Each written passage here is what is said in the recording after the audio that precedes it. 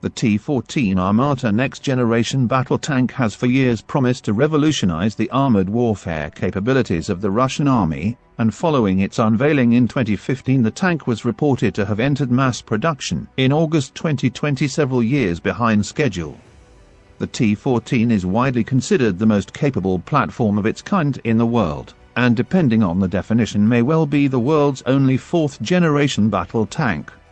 Some of its most notable features include a remote-controlled turret, an armored crew compartment for maximum protection, radar systems and 360-degree cameras for high situational awareness, and armor protection far exceeding that of any known production tank and including the new Malachit explosive reactive armor.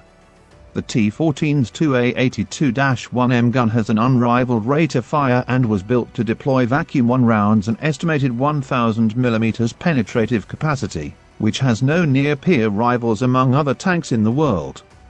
The tank's firepower and extremely 12 km long engagement range provide a very comfortable advantage over Western rivals.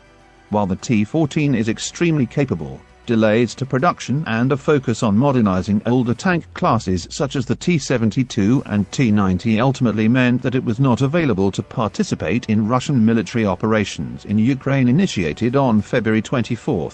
This was potentially a missed opportunity to test the tank's capabilities, particularly considering the extreme focus on Russian ground warfare capabilities, since the Air Force and Navy have played only a limited role in operations. Even if the T-14 were fully combat-ready and fielded in significant numbers, however, it potentially would not have had a meaningful impact on the campaign in Ukraine for a number of reasons. The first is that the Russian army has refrained from deploying even medium-end tanks to Ukraine and has relied almost exclusively on the T-72B3, which is its cheapest and lowest-end modernized tank.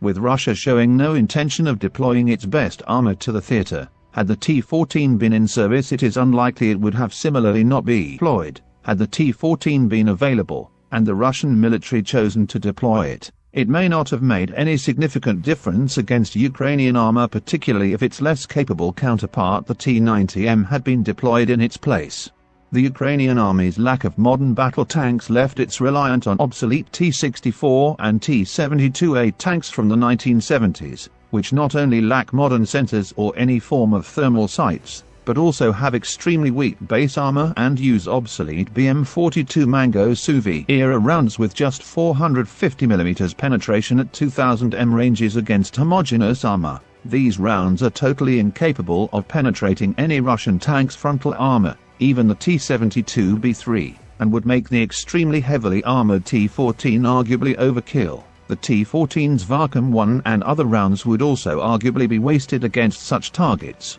with older tanks very comfortably capable of neutralizing Ukraine's 1970s armor without support. Where the T-14 may well have been more useful was for crossing large swathes of territory quickly due to its high endurance and mobility, and in surviving against Ukrainian infantry armed with American Javelin anti-tank missiles, which are used as an asset to destroy superior Russian armor. The Javelin would be unable to penetrate the T-14, potentially saving the lives of crews, while the tank would be better optimized than T-72B3 to neutralizing infantry at long ranges using specialized new anti-infantry rounds. With Russia having refrained from deploying the T-90M, however, which is also highly survivable even against Javelins, the lack of T-14s may not be a game-changing loss for its ability to protect power into Ukrainian territory.